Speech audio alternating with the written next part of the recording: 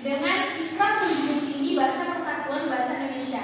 Yang kedua, kedudukan bahasa Indonesia sebagai bahasa negara. Nah, kenapa dikatakan sebagai bahasa negara? Karena sehari setelah kemerdekaan Indonesia, yaitu pada tanggal 18 Agustus 1945, bahasa Indonesia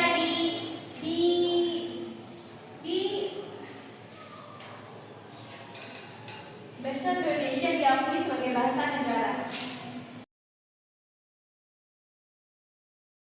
Nah, yang selanjutnya poin C, yaitu fungsi bahasa Indonesia.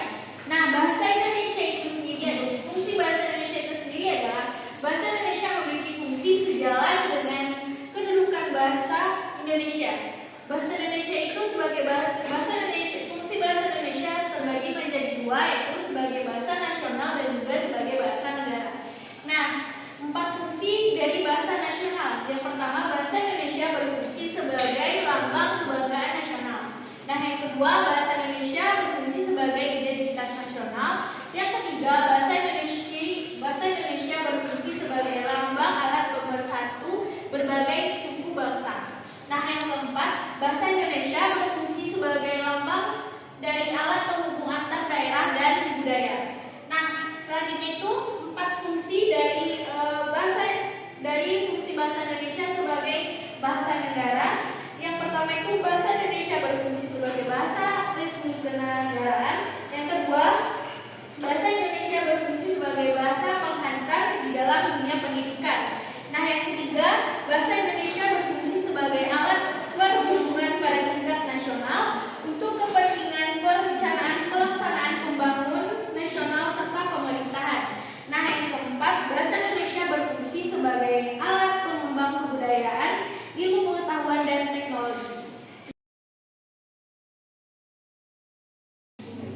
Selanjutnya itu poin D, yaitu ragam bahasa Indonesia. Nah, ragam bahasa Indonesia itu sendiri adalah ragam bahasa Indonesia pada hakikatnya adalah wujud penggunaan bahasa oleh penutur bahasa Indonesia. Nah, ragam bahasa Indonesia didasarkan oleh 1998-23/4 berdasarkan fakta bahasa dan berdasarkan pemakaian bahasa Indonesia. Ragam bahasa Indonesia dapat diklasifikasikan sebagai beberapa berikut. 1. Berdasarkan daerah asal penutur ragam bahasa Indonesia, didasarkan pokok soal pembicaraan dapat dibedakan atas ragam bahasa Indonesia. Yang kedua, berdasarkan pendidikan penutur. Nah, berdasarkan pendidikan penutur itu terbagi menjadi beberapa juga. Yang pertama, berdasarkan atas sudut pandang.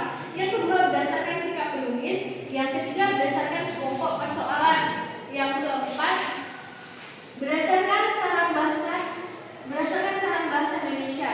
Nah, yang kelima, berdasarkan gangguan bahasa Indonesia berdasarkan pemakaian telah memperlihatkan adanya ragam mengalami percampuran. Baiklah, sekian cukup dari itu materi Ibu. Tapi Ibu akan menunjuk salah satu di antara kalian untuk menyimpulkan kembali materi yang telah Ibu jelaskan. Nah, Ibu akan menunjuk Nurul. Kepada Nurul, silakan menjelaskan kembali materi